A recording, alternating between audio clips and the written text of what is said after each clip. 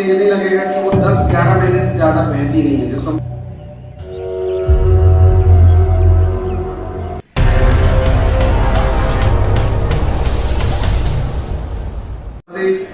भारत सरकार ने मुझे पिछले 3-4 साल तक का मौका दिया था कि जो ministry of environment, forest and climate change है, उन्होंने नर्मदा रिवर पे डीपीआर बनाने को कहा था, तो मैं भी उसका एक मेंबर हूँ।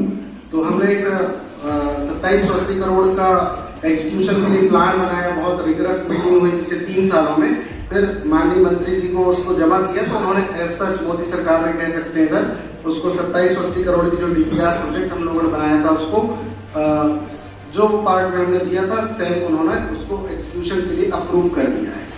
उसके बाद हमने और एक चीज उनसे रिक्वेस्ट किया कि नर्मदा तो अमरकंटक से बारूच तक जो जाती है 1200 किलोमीटर लेंथ में, सबसे ज्यादा पीड़ा स्वास्थ्य को लेकर के नर्मदा की तो वो सिर्फ अमरकंटक में ही है। यदि हम डिंडौरी या मंडला के आगे जाते हैं तो ऐसा लगेगा नहीं कि नर्मदा नदी को कोई दिक्कत है। यदि दिक्कत कहीं है तो वो ओरिजिन जहां से वो निकल रही है वो अमरकंटक की है, जहां पर आपको बोलने में मुझे ये नहीं लगेगा कि वो 10-11 महीने से ज्यादा बहती नहीं है, जिसको हम बोलते हैं ना नर्मदा नदी पेरेनियल है, जो सदाबहार है, सदा नीर है। सदा नीर तो वैसे नहीं होती आजकल। आप देखिएगा 10 महीने पानी बहता है और 2 महीने 1.5 महीने पानी अमरकंटक में नहीं बहता है। तो हम कैसे ऐसे कुछ करें फॉरेस्ट के माध्यम से, आप लोगों के माध्यम से, जितनी बायोडायवर्सिटी मैनेजमेंट कमेटी के माध्यम से, खासकर अमरकंटक एरिया में। अमरकंटक को सर हमने, आप डेलिनेशन की बात कर रहे थे, मैंने एक डेलिनेट भी किया है कि अमरकंटक का जो वाटर साइड है बेसिकली वो क्या होना चाहिए, तो हमने करा है। मिनिस्ट्री को फिर से रिक्वेस्ट किया था सर, आप लोग शायद थे, त्यागी सर भी थे उस मीटिंग में, 23 अप्रैल को यूनिवर्सिटी में हमने कराया था, मैं उसको कोऑर्डिनेटर भी था मिनिस्ट्री पे। आपने सर 24 तारीख को सीएम साहब भी आए थे, भूपेंद्र यादव सर वगैरह सब लोग थे।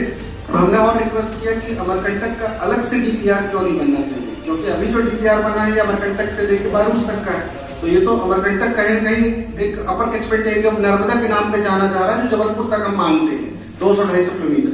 तो मैंने कहा यदि इसका अलग से हम बनाएंगे तो ही हम नर्मदा नदी को संयोज पाएंगे, नहीं तो आने वाले वर्षों में जैसे कि हम बोल रहे हैं कि डायवर्सिटी या बड़े पेड़ जो है, अब कारण बहुत सारे, कई कारण नीड बेस्ड एंथ्रोपोजेनिक एक्टिविटीज भी है, बहुत सारे डिस्टर्बेंसेस है, बहुत सारे लोग रोडवेज बना दिए। मैं क्या फॉरेस्ट डिपार्टमेंट को तो हमेशा बधाई देता हूँ, क्योंकि कम लोग हैं, फॉरेस्ट एरिया ज्यादा है, कई प्रकार के आप लोग प्रॉब्लम से ग्रसित रह के और प्रॉब्लम को लोगों की सॉल्व करते हैं। तो मैं नहीं समझता कि सरकार अकेली ही सब कुछ कर जाएगी। जब तक लोकल पार्टिसिपेशन, लोकल लोगों का सहयोग हमको नहीं मिलेगा, मुझे नहीं लगता हम लोग या देश हमारा ग्रोथ कर पाएगा।